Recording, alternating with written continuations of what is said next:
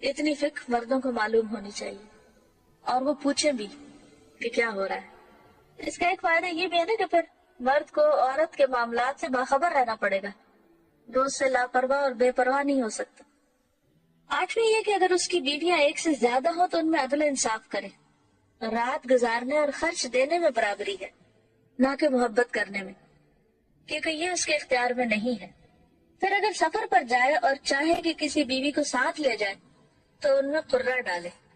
یہ ٹاس کرے، جس کے نام پر نکلے اس کو ساتھ لے جائے، کیونکہ نبی صلی اللہ علیہ وسلم کا طریقہ یہی تھا۔ نویں مخالفت ہے، اگر عورت مرد کے خلاف اٹھ کھڑی ہو، ان نشوز جس کو کہتے ہیں، قرآن میں آپ سب اس کو پڑھ چکے ہوں گے، یعنی اس کا خاص حق نہ دے یا سرکشی کرے، تو مرد کا حق ہے کہ اس کو ادب سکھائے، یعنی جائز بات میں بھی مرد کی بات سنے ہی نہ، مانے ہی نہ، اس کا حق نہ دے،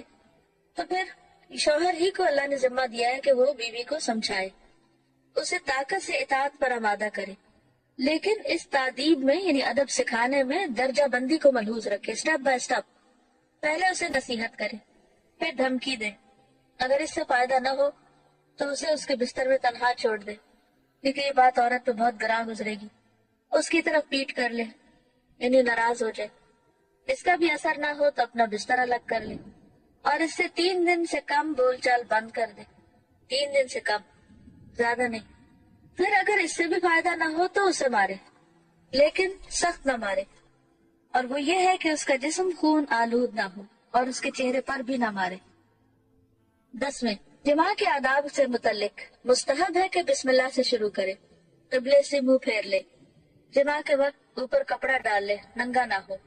اور یہ کہ پہلے کھیل اور مان کا اور بوس و کنار شروع کرے۔ بعض علماء جمعہ کے روز جماع کرنا مستحب سمجھتے ہیں، پھر جب مرد فارغ ہو جائے تو اسی حالت میں کچھ دیر ٹھہرا رہے تاکہ عورت بھی فارغ ہو جائے، کیونکہ عموماً عورت کا انزال مرد کی نسبت دیر سے ہوتا ہے۔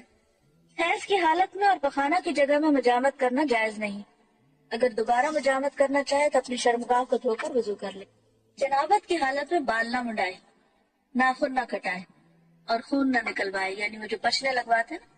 عزل کرنا انزال کے وقت اپنی شرمگاہ کو باہر نکال کر منی گرا دینا جائز لیکن مکروہ ہے۔ 11ویں ولادت کے آداب ہیں اور وہ 6 ہیں۔ پہلا یہ کہ لڑکے کی پیدائش پر زیادہ خوش اور لڑکی کی پیدائش پر غمگین نہ ہو،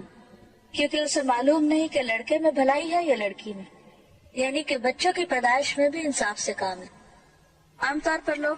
لڑکے کی پیدائش میں زیادہ خوش ہوتے ہیں اور لڑکی کی پیدائش پر غمگین ہوتے ہیں، جیسے کہ قرآن پاک میں بھی بات کی گئی۔ دور جاہلیت میں خاص طور پر ایسا ہوتا تھا، وَإِذَا بُشِّرَ أَحَدُهُمْ بِالْأُنثَىٰ ظَلَّ وَجْهُهُ مُسْوَدًّا وَهُوَ كَظِيمٌ يَتَوَارَىٰ مِنَ الْقَوْمِ مِنْ سُوءِ مَا بُشِّرَ بِهِ أَيُمْسِكُهُ عَلَىٰ هُونٍ أَمْ يَدُسُّهُ فِي التُّرَابِ أَلَا سَاءَ مَا يَحْكُمُونَ، کہ جب ان میں سے کسی کو بیٹی کی پیدائش کی خوشخبری دی جاتی ہے تو وہ غم کے گھونٹ پینے لگتا ہے، اس کا چہرہ سیاہ ہو جاتا ہے، سوچتا ہے کہ کیا اس کو ذلت کے ساتھ لیے رکھے